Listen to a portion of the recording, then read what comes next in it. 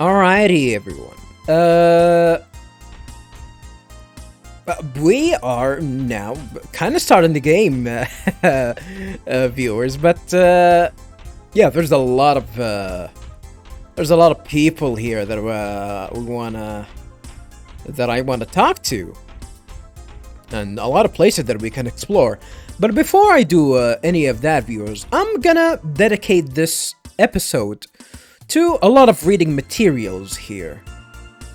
So in this episode of this playthrough, I'm gonna have to go through some reading materials that you can actually find here in the UMN special content in this particular terminal. I think all the other terminals offer the same content, but out of interest, I'm gonna read them. If you guys are not interested in these reading materials, just go ahead and go to the next episode, which I'm gonna dedicate this recording session just to read all these reading materials before we actually continue with the game and start talking to people. What are these reading materials, you're asking me?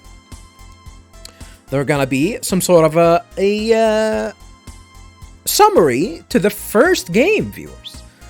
I don't know about the about this one. I might actually check this one later, but I want to dedicate this episode to reading the drama series, Xenosaga Episode I, which is going to have a lot of chapters. 7 in total. So this is gonna take some time. As I said, if you guys are not interested, feel free to not watch this episode. There's gonna be a lot of reading in this one. So, Chapter 1. 4,000 years ago in the future, Shion Uzuki, chief of Vector 1st R&D Division, is assigned to the flagship Woglende along with her team members to test the anti-Gnosis battle android Cosmos and to escort the Federation fleet as it investigates the disappearance of a planet, which we found out, we found out how that happened, but did we really find out who was responsible for that? I don't think so. During the mission, Shion comes into contact with the Zohar, an object recovered from the region where the planet disappeared, and has a vision of a mysterious girl, Nephilim.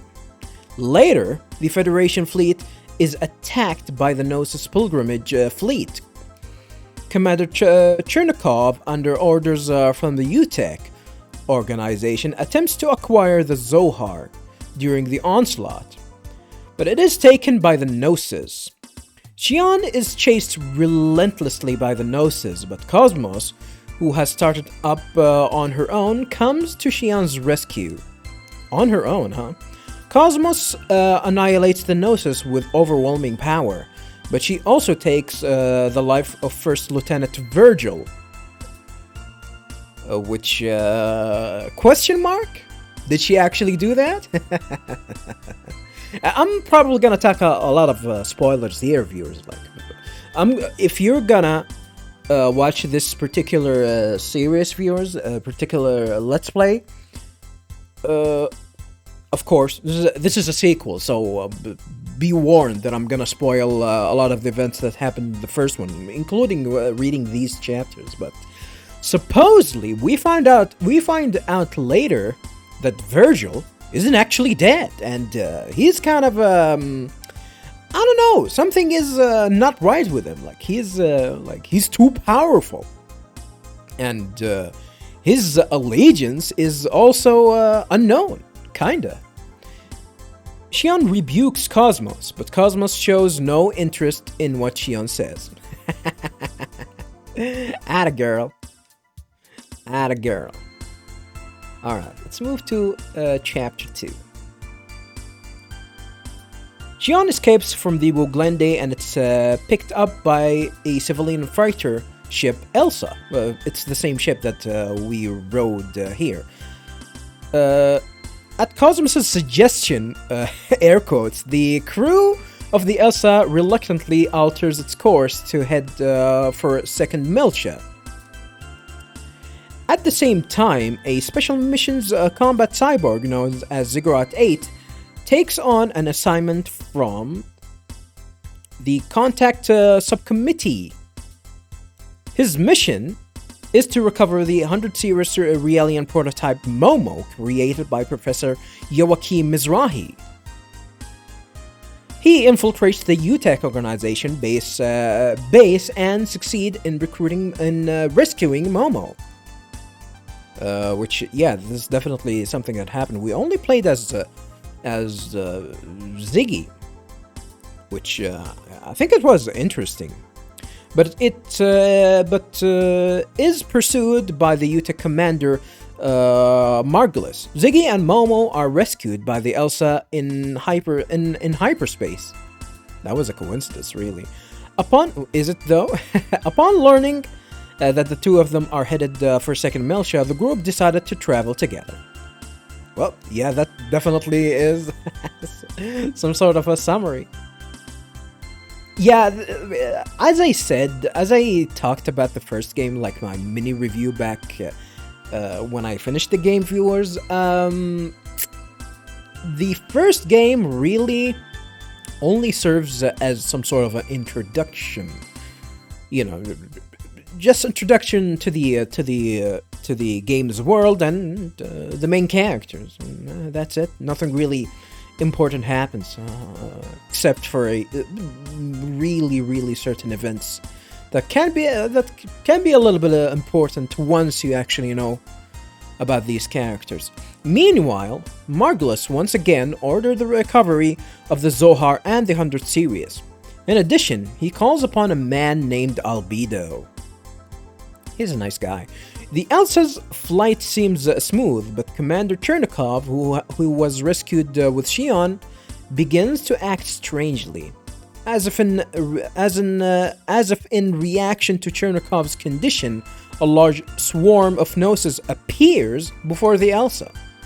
Interesting that they actually mention it like that. And the ship is swallowed by a giant Gnosis. Oh no! As they try to find a way out, Shion once again encounters Nephilim. Nephilim tells Shion that she wants her to understand Chernikov's heart. A little bit weird. The group finally arrives at the deepest part of the Gnosis, where they find the Zohar. Just then, Chernikov appears before them. He is no longer a human, but a Gnosis. Shion is forced to kill the transformed Chernikov and connects with his heart as he disappears. His heart is finally at peace. Well, there is more to that, really. Like Chernikov, had some sort of an interesting history as well, which the game definitely didn't summarize here for some reason. He was some sort of a I don't know if he was a Realian. He was not a Realian, but he did something, he did a crime. He did something terrible. I think he managed to murder someone. I forgot the exact detail, and they had some sort of a punishment system where they erase the memory of this person instead of actually killing them, because I guess these guys don't believe in capital punishment, and they think it's a better option. So they had the ability to erase all of his memory, and once they did that, he managed. We already read number 3. He managed to commit a murder again for some reason. And all of that was in response to some of the events that actually happened 14 years ago. Some sort of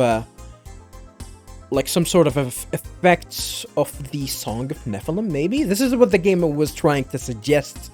Some sort of a cause and effects of the things that probably happened. Maybe foreshadowing something that might actually happen to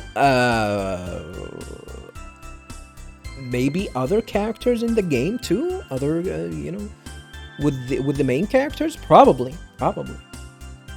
So chapter 4, the giant Gnosis fades away along with Commander Chernikov Jr. in command of the battleship Durandal out on a mission to investigate the U-TIC Organization. Yeah, we change scenes into Junior, which was at that time a new character that we haven't played as before, and he is gonna be alone. Well, I guess he's not kind of alone. He's gonna be his own. He's not in contact with our main characters yet. Picks up the Elsa's distress signal. Faced with an overwhelming number of Gnosis, however, the Durandal is trapped along with the Elsa. In this seemingly hopeless situation, Cosmos faces the Gnosis and unleashes her power. She annihilates and absorbs the Gnosis swarm. Shion begins to fear Cosmos' secrets that even she, her creator, does not know about. Yeah, she was a little bit worried because what she did is not actually killing the Gnosis. She absorbed them into her. Which I kind of agree. It was kind of creepy. Junior recovers the Zohar and the damaged Elsa. On the way to the Foundation, Junior explains to them about the Zohar and Gnosis. Well, kinda. And that is all. That it all started the Miltian conflict, caused by Joachim Mizrahi 14 years ago.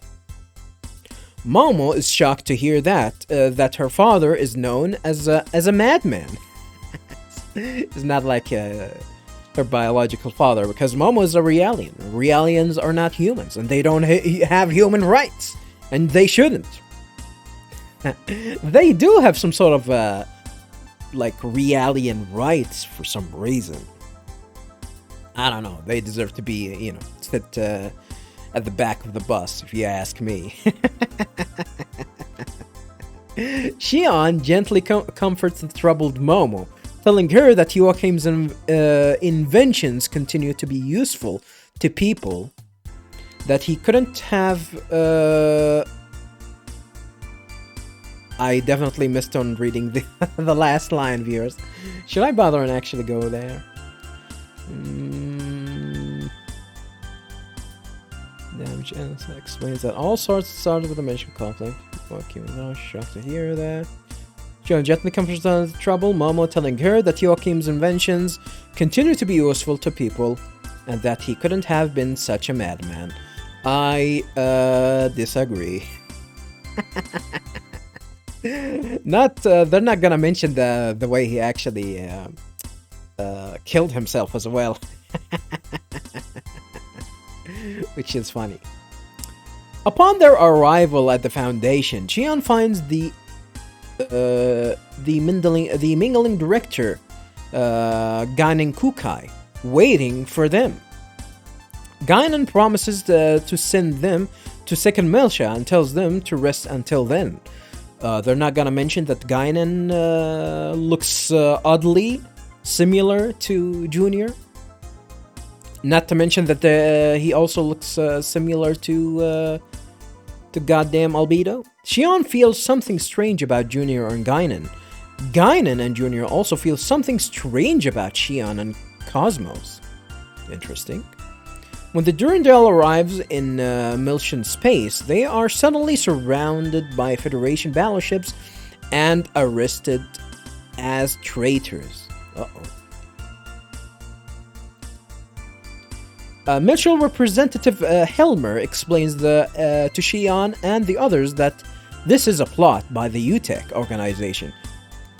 Using Cosmos' battle record as proof, they establish their innocence. However, Margulis has laid a sinister trap for them, and a wave begins to spread through Miltian space. A wave? Junior recognizes the wave as the Song of Nephilim. Oh, it was the Song of Nephilim, okay. The song is capable of driving all to madness and caused the Militian conflict 14 years ago. I don't think it affects humans though, right?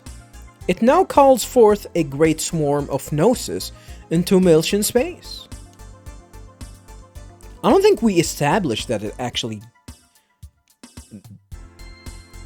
forces people to go crazy, right? Like only... I think only Realians. The Foundation is thrown into disarray by the Gnosis attack. Shion holds off the Gnosis and helps the citizens to evacuate. But amidst the confusion, Momo is kidnapped by Albedo. Oh no! Upon learning that the entire incident was a trap set by Albedo, Junior hurriedly prepares to rescue Momo. However, he is unable to catch Albedo, who escapes into a phase distortion. A phase distortion? Victor suggests the use of Cosmos' phase transfer cannon, a weapon capable of destroying objects within phase distortions. I don't remember that, really. A phase distortion? Look, what I remember is that, yeah, we needed to use a weapon, but... A phase distortion? Is that what they called that facility or spaceship that he was hiding in? I think it was. I think it is. Shion refuses at first, but then consents in order to save Momo. The Song of Nephilim appears before them, and Shion heads at the song in order to rescue Momo. It was called the Song of Nephilim. That spaceship, or whatever you want to call it. In the deepest part of the song, they face off against Albedo. Albedo invades Momo's mind and attempts to take the Y data, but is blocked by protection placed by Joachim. Really? I thought he managed to grab it. Well, I guess the game explained that he didn't, so... I don't know, is that a retcon? Like, what happened is something weird. When he went deep into Momo's mind, he kind of found Shion and Cosmos in there. Well, he found Shion naked. He found her naked. They succeeded. So I think it's some sort of a seal, if you want to call it that. That somehow Shion and Cosmos is the key to that. I think to the key to getting to the Y data. And you know, there is some sort of a connection now. If I'm gonna be honest, like if you think about it, like maybe Jin has something to do with that, because you know Jin is the one that stored that Y data. I think I think that was the Y data that he actually managed to store in Canon, or whatever that guy's name. I already forgot his name. So, and that Y data also is within Momo for some reason as well, so it is weird. They succeed in rescuing Momo, but Albedo escapes. Albedo sets the song out of control and he runs away. It absorbs all the surrounding Gnosis and then warps the surrounding space. Within the warped space appears Proto-Merkaba. Oh, that's the Proto-Merkaba that we managed to stop. The research and the production facility where Momo was born. Alright, final chapter. That didn't actually take me as long as I thought, so I might actually include the other drama or whatever.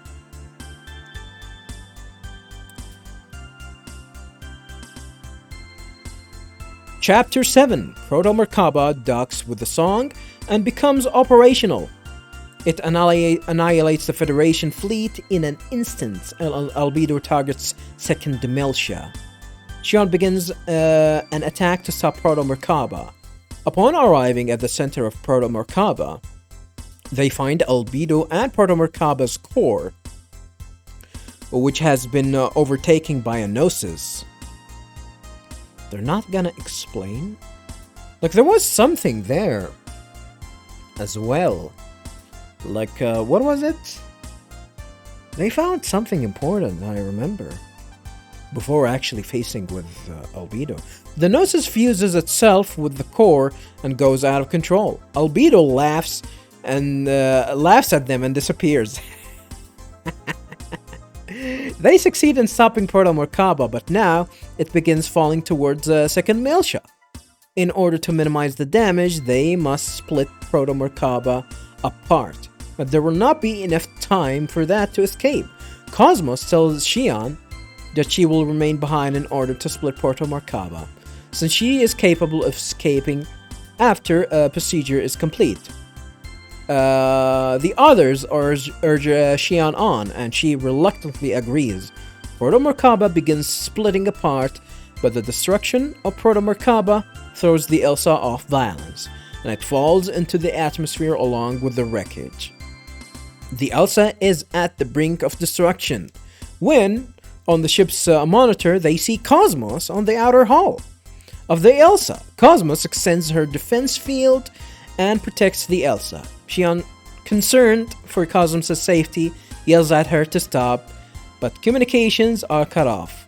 Cosmos' defense field allows the Elsa to descend safely to second Miltia, but the crew shows no signs of joy. Shion is deeply saddened at the thought of losing Cosmos. Eventually, the monitor on the bridge recovers, and it is displayed the form of Cosmos standing on the outer hull. Happy ending? Well, kind of a happy ending. Oh, my waifu is safe.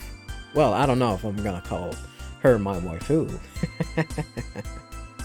Well, that's it for the summary of what happened in the first game. Well, kinda. There are a few aspects that they didn't talk about, especially with Chernikov. I wonder if this is gonna be important later, like in this game. I really can't remember. Martial Arts Web Magazine. Well, might as well read this right now. There's 5 issues. Yeah, might as well read them and add them to this one. Like, this is where the games content starts. Or if you guys are interested, I'm not gonna assume that this is gonna be something useful though. Is this some sort of a tutorial? Well, might as well add it with this one. So yeah, I'm gonna add this one with add this session with the other. Yeah. Special feature: Tactics for the Beginners 1. Volume 1. Always target the weakness. Almost all enemies have weak points. Target each of their weak points and cause them to break. That's the first step to victory. What is this? Is that it? Is that this whole magazine? I have to go through all of that again. Should bring me back. A special feature: Tactics for Beginners 2, Volume 2. Use Stock and Boost.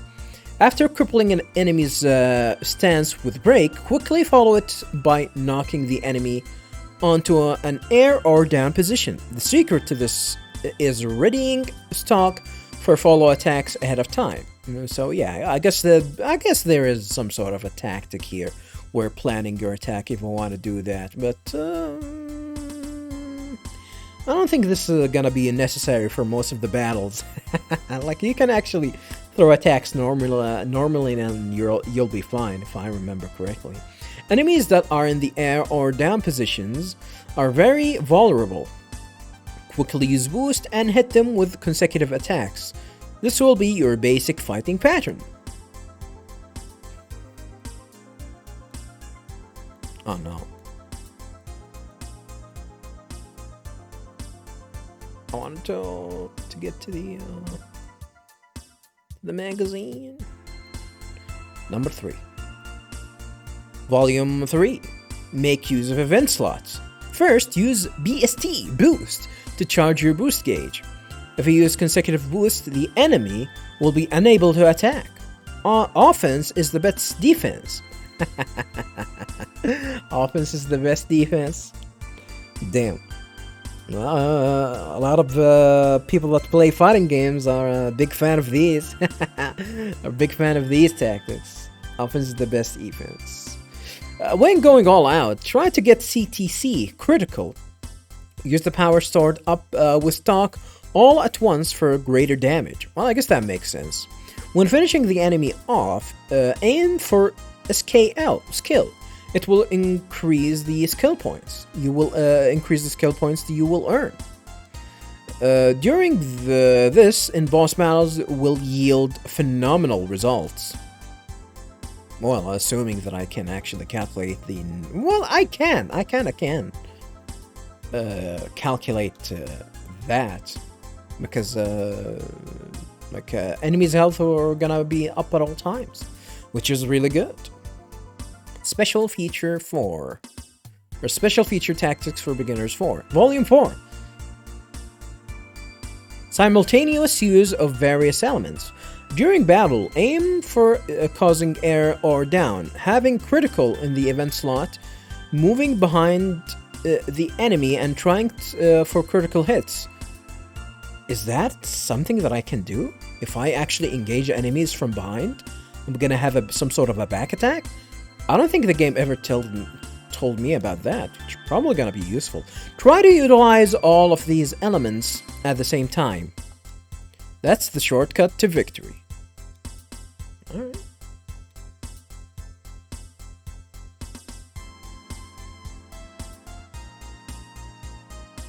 Final volume. Volume 5. Editor's notes. Number 1. Merely hitting the weak points and causing break status can cause the stock gauge to increase. Okay. Number 2. Is that it? Really? Well, there's gotta be more than 2. Attacker and defender are recommended skills. They're simple but useful. That's it? Is that really it? What about the other terminals? I'm gonna assume the other terminals are gonna have the same content. Oh! This thing is not gonna give me anything, I guess. What about this one? Yeah, I guess this one's not gonna give me anything. So that was the only terminal that we can interact to. So, well, I guess that's it for the reading material session, huh?